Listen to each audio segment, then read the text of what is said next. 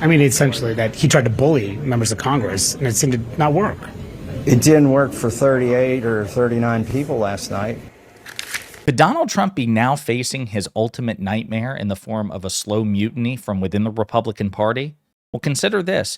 After his high-profile defeat in the government shutdown negotiations, and as the increasingly common perception that Elon Musk is simply pulling his strings has proliferated such that even Trump felt the need to address it at a conservative conference, we are now seeing multiple elected Republican officials publicly state that they will defy Donald Trump whenever they damn well please. Yikes. But before we unpack all that, if you end up liking this video and you want to support the channel, please be sure to hit the like, subscribe, and alert bells before you go. All right, friends, I'm not saying that this is the case, but I'm saying that there is now some evidence for it, that perhaps the cult of personality which has surrounded Donald Trump for so damn long is finally starting to show meaningful cracks. And we need to talk about why. But to put this in perspective, I want to revisit two clips that I discussed recently in a previous video in which Donald Trump is so visibly insecure that he felt the need to publicly reassert his position as the leader of the Republican Party, not Elon Musk. And we will create the new Department of Government Efficiency headed by Elon Musk.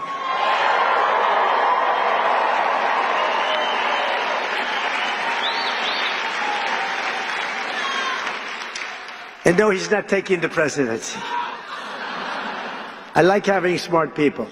You know, they're on a new kick. Russia, Russia, Russia, Ukraine, Ukraine, Ukraine, all the different hoaxes. And the new one is, President Trump has ceded the presidency to Elon Musk. No, that's not happening. Again, we got another clip, but as a reminder, Trump had prepared remarks in a teleprompter at this conservative conference, and he felt the need to interrupt them apropos of nothing and address this increasingly common perception, which number one shows that he is aware of it, and number two, it's made him so insecure that he felt the need to address it, and he does it again during the same speech. And he got over 2,000 units, that's a lot, and they flooded it with Starlink, and it was so good, it saved a lot of lives, so we want to thank him. But no, he's not going to be president, that I can tell you. And I'm safe, you know why? He can't be. He wasn't born in this country. Again, what a strange thing. A secure person doesn't feel the need to address every sort of idle rumor. They really don't. The fact that Trump did shows that even if this is a cynical attempt by so-called liberal media to get in Trump's head, number one, it's working. But number two, there's actual substance to this. There really is substance to this. And I think that's the reason why Trump is freaking out. But the reason I reminded you of this is to set up what I'm about to show and read to you next, which is an increasing number of elected Republicans are coming out and either defying Trump and acknowledge that they've defied Trump, or they've expressed a willingness to defy him in the future.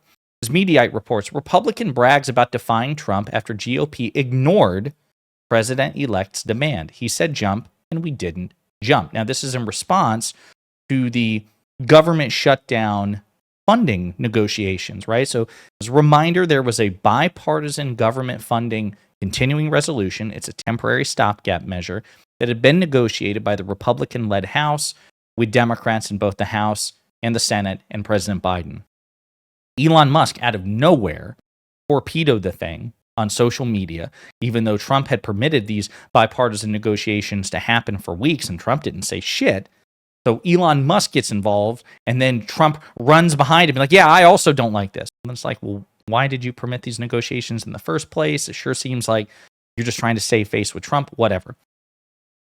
Republicans fold under pressure from Trump and Elon Musk, and then they go back to the drawing board with a partisan version of the bill. It dies. It dies an ugly death.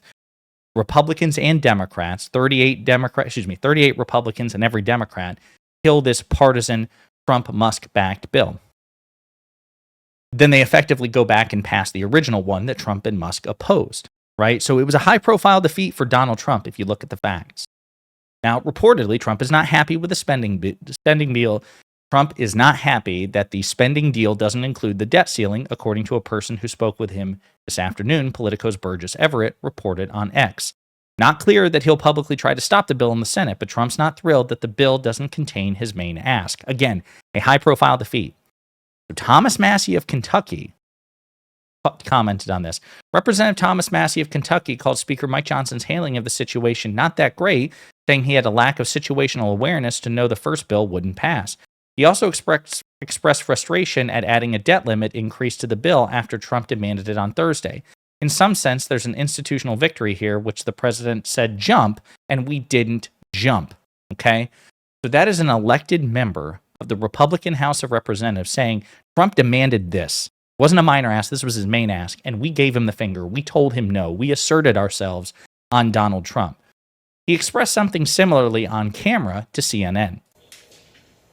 I think it's an institutional victory to some degree. I support President Trump's agenda, and I'll vote that way up here. But I think you still have to have a legislative body that's independent and deliberative. I mean, essentially that he tried to bully members of Congress, and it seemed to not work. It didn't work for 38 or 39 people last night. And he's smiling about it. He's smiling about it. I mean, he's trying to be polite. He's not like, Trump's my bitch, or anything like that. He's like, I respect President Trump and I'll back him when I can, but it's important to have an independent body. And then we teed up by CNN. And we tried to bully you. He's like, didn't work. And he's brave enough to say it on camera. Quite frankly, it's surprising. It's a surprising development. Now, I've told you guys, as a general proposition, if you're a betting person, which you probably shouldn't be, but if you are, and you had a choice between betting on the sycophancy of the Republican Party or betting on their independence, you're probably going to win more often than not if you bet on Republicans, or more Republicans than not, to subvert their own will to Donald Trump's, right? But there is some evidence that at least an increasing number of Republicans want to jealously hoard their own power and stick it to Trump to show him he doesn't own them, like Thomas Massie. But it's not just Thomas Massie. It's also Senator Curtis of Utah, who is newly elected. He's replacing Mitt Romney, who is leaving Congress in January.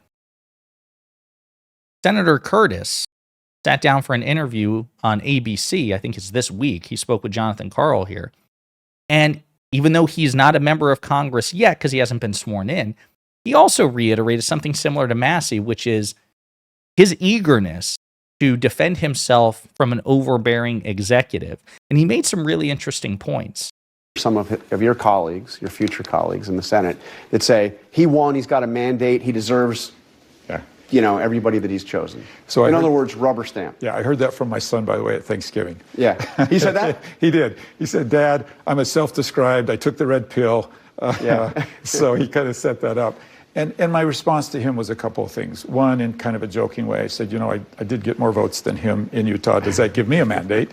But let me come back to this concept that I think me speaking my mind and me being upfront makes the president a better president.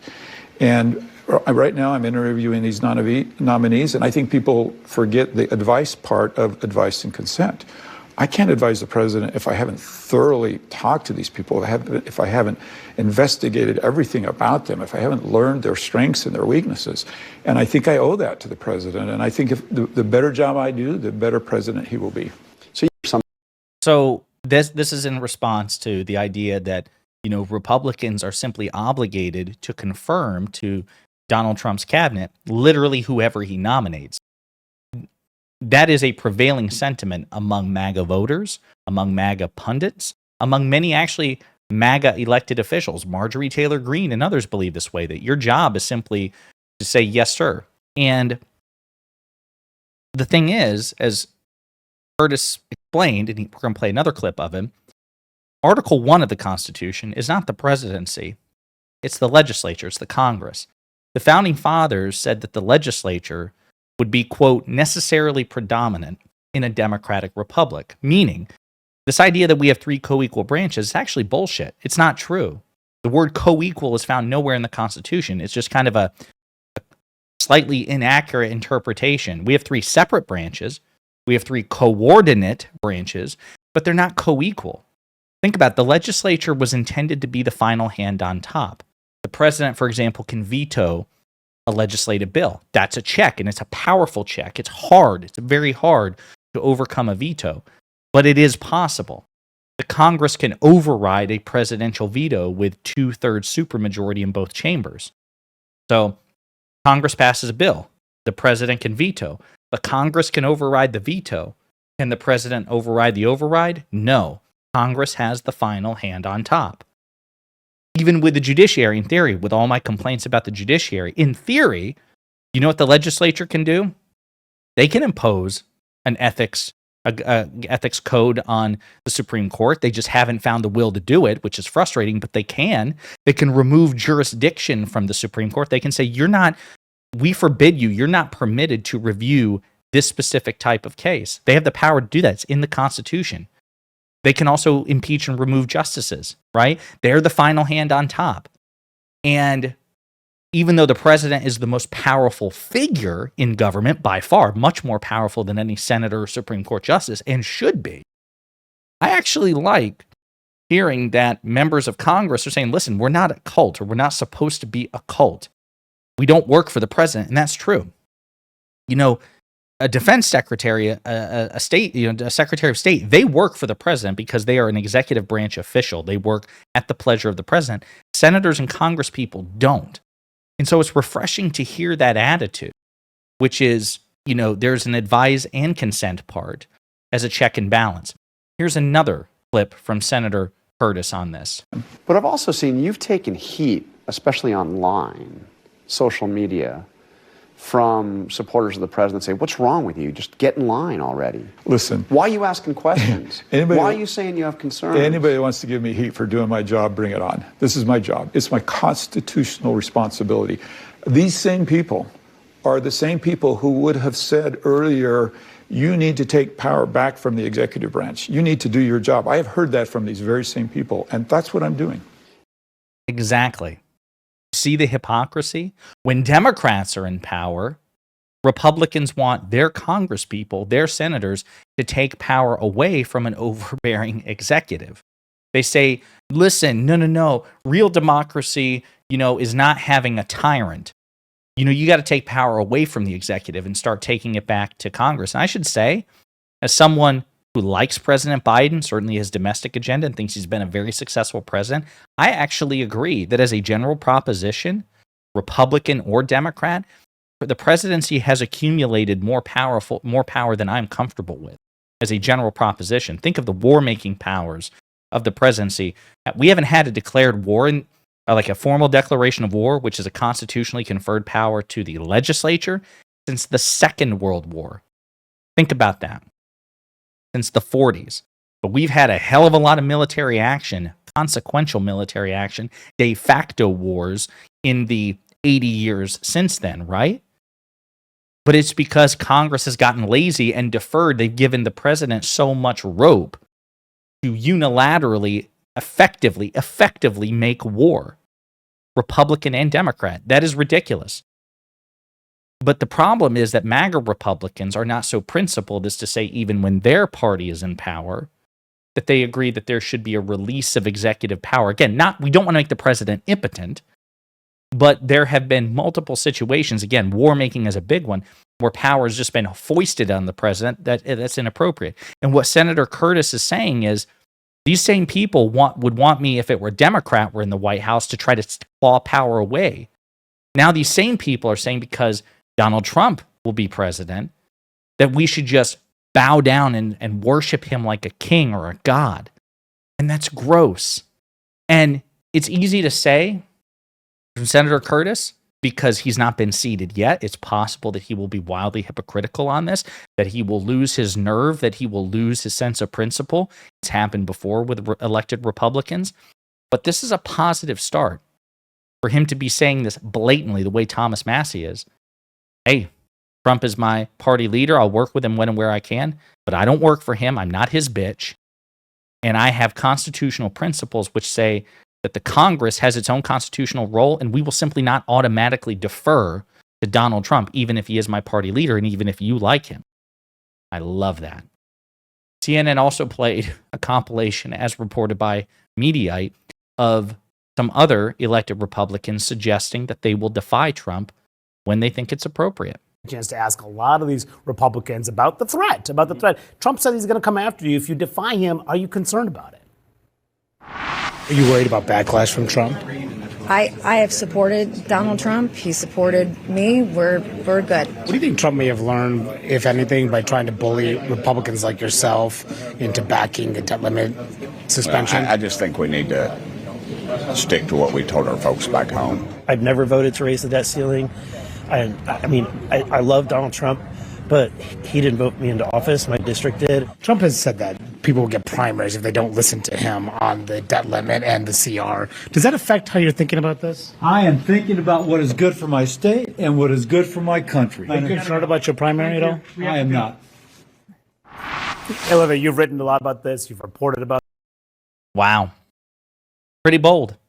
Now, again, they're saying that now when Trump's not president. He won't become president until noon on January 20th, 2025.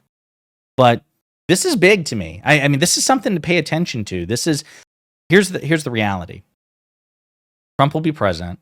He'll have a sympathetic supermajority on the Supreme Court. He'll have Republican control of the Senate, Republican control of the House. Whether we like it or not, at the federal level, the most meaningful acts of resistance, well, unfortunately, the most meaningful checks against Donald Trump and his authoritarian impulses will be from his own party. That doesn't fill me with a lot of comfort. That terrifies the hell out of me because, again, at meaningful points, at the most meaningful points, Republicans have not meaningfully checked Trump. They have aided and abetted or have looked away lazily and out of cowardice. Again, if I'm a betting person, I would still say the odds clearly favor that the Republicans will just do whatever Trump demands. But there are increasing signs that that might not be the case. So we have to pay attention to it. We have to do what we can to encourage it because Democrats will be in the minority. If Republicans in the Senate want to scrap the filibuster, Trump says he doesn't want to do anything with the filibuster, but he did when he was president the first time. He was demanding Mitch McConnell scrap the filibuster in term one. McConnell said no. But McConnell, number one, won't be in charge of this next Republican Senate.